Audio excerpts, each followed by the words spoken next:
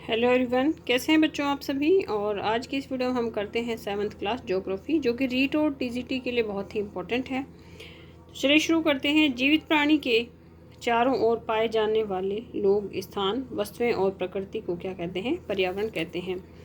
पृथ्वी की ठोस परपट्टी या कठोर ऊपरी परत को स्थल भी कहते हैं। पृथ्वी का गुरुत्वाकर्षण बल अपने चारों ओर के वायुमंडल को थामे रखता है। जो भी चीज़ें वायुमंडल के चारों ओर हमें स्थिर दिखाई देती हैं तो वो गुरुत्वाकर्षण बल के कारण होती हैं। सेकंड चैप्टर है हमारी पृथ्वी के अंदर। विश्व की सबसे गहरी खान स्थित है तो दक्षिण अफ्रीका में, और ये 4 किलोमीटर तक की गहरी है। पृथ्वी प्याज की तरह संकेंद्री परतों से बनी होती है। पृथ्वी की सतह की सबसे ऊपरी परत को कहते हैं परपट्टी। यह परत महाद्वीपीय सहती में कितने किलोमीटर में है? तो 35। यह समुद्री सतह से है 5 किलोमीटर। महाद्वीपीय सहती मुख्य रूप से बनी हुई है सिलिका एवं एल्यूमिनियम से, और इसे क्या कहते हैं? सीएल कहते हैं। पृथ्वी की महाद्वीपीय परपट्टी मुख्य रूप से बनी होती है और इसे सीमे कहते हैं। तो सिलिका और मैग्नीशियम से बनी रहती है। कौन सी वाली पट्टी? महासागरीय पट्टी।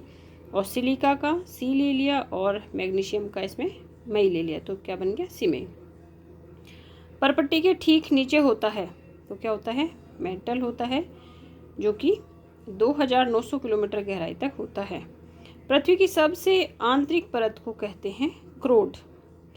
पृथ्वी के आयतन का कितना प्रतिशत हिस्सा परपट्टी है? तो 1% हिस्सा जो है परपट्टी है, और जो मेटल है वो कितना है? 84, और क्रोड है 15%। पृथ्वी की त्रिज्या कितनी होती है? तो देखिए, पृथ्वी की जो त्रिज्या होती है वो होती है 6371 किलोमीटर। पृथ्वी में क्रोड की त्रिज्या है तो 3500 किलोमीटर, और ये जो क्रोड है वो किससे बनी है? निकल और लोहे से बनी है, और इसे हम क्या कहते हैं? निफे कहते हैं। निफे क्यों कहेंगे? क्योंकि निकल से तो नी लिया है और लोहे से फेरस का फै लिया है, तो इस तरह से हमने इसे क्या कहा है? निफे कहा है। केंद्रीय क्रोड का तापमान एवं दाब जो है वो काफ़ी उच्च होता है। फिर है शैल एवं खनिज। पृथ्वी की परपट्टी बनी होती है किससे? शैलों से। अनेक प्रकार की शैलों से बनी होती है। पृथ्वी की परपट्टी बनाने वाले किसी भी खनिज पदार्थ के पिंड को कहते हैं शैल। मुख्य रूप से शैल कितने प्रकार की होती हैं? तो 3 प्रकार की होती हैं। देखिए, आग्नेय शैल, इग्निशियस, अवसादी, सेडिमेंट्री, और कायांतरित मेटाफॉर्मिक।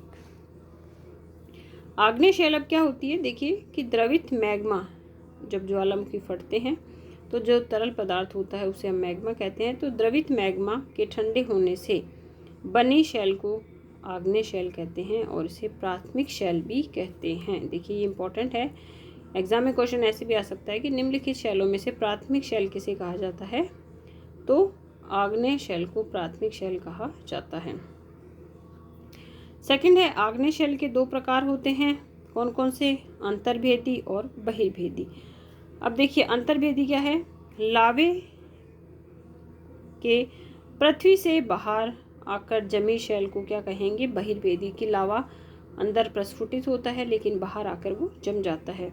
इसकी संरचना बहुत ही महीन दानों की जैसी होती है, और बेसाल्ट, दक्कन का पठार जो है इसी के उदाहरण है, मतलब बहिर्भेदी हैं। फिर है द्रवित मैग्मा, जब पृथ्वी के अंदर ही जम जाता है तो उसे कहते हैं अंतर्भेदी शैल, और यह बड़े दानों की होती है, जैसे ग्रेनाइट जो है इसका उदाहरण है। फिर है शैलों के चटकने टूटने से बने कण होते हैं अवसादी शैल, और बलुआ पत्थर रेत के दानों से बनता है।